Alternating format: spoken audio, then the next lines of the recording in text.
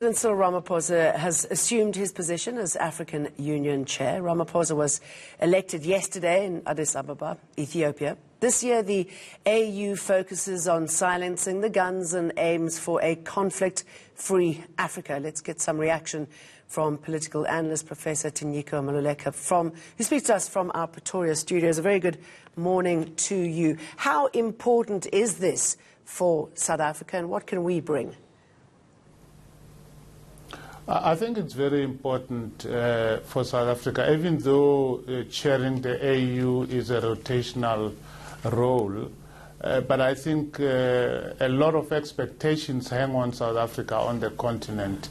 A lot is expected of South Africa on the continent, and it's perhaps the reason why President Ramaphosa is not only AU chair, but also has been asked to chair the African Peer Review Mechanism Agency, as well as the Climate Change Committee. And that tells you how important the rest of the continent regards South Africa, and how importantly South Africa ought to regard this new role, which really belongs to the country and not just to Ramaphosa as a person. And why do they view us in this light? I mean, what do they think we can do to push the narrative forward that is needed as far as silencing the guns, as far as unity is concerned, considering what we have happening here at home? Well, silencing the guns is, of course, a strategic objective of the AU, part of the AU Agenda 2063. You could argue that Africa is already very late on that issue, because the idea was that by 2020 the guns would be silent, and they are not silent on the continent. We know that there is conflict in various parts of the continent. I suppose South Africa, having managed to come out of the apartheid era without too much noise of guns, that's one of the reasons why South Africa is expected to do better.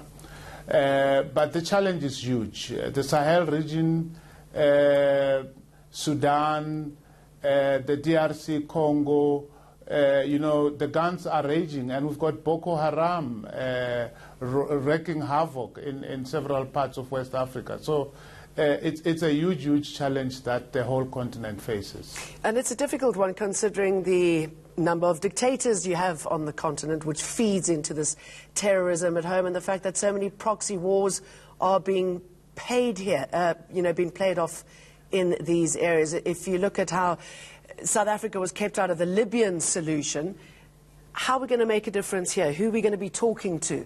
Who will our allies be?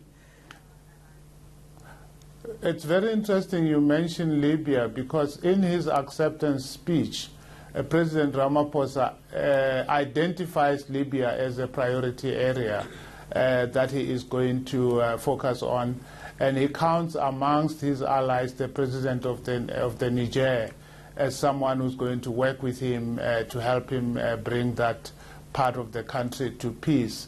Libya is not going to be easy.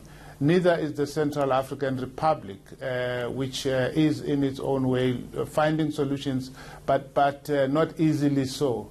So I think President Ramaphosa will need the support of those African states that are more stable and who are able to influence, especially the regional states that have influence in the regions, because it will not be feasible for the AU to parachute itself into the regions without working with the local leaders to help it find solutions. And I suppose the one thing they could push is the continental free trade area. I mean, the Pan-African Parliament is toothless, but at least as far as trade is concerned, there's been some movement there.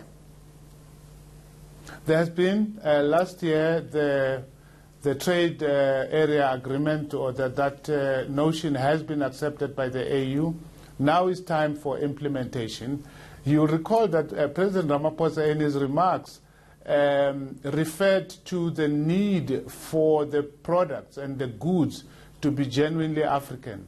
Now, that is a backhanded admission that the market is already flooded by non-African products, and that simply declaring a free trade area without dealing with those issues will simply mean that Africa becomes a place where goods produced elsewhere are channeled from border to border, without Africa itself playing a role.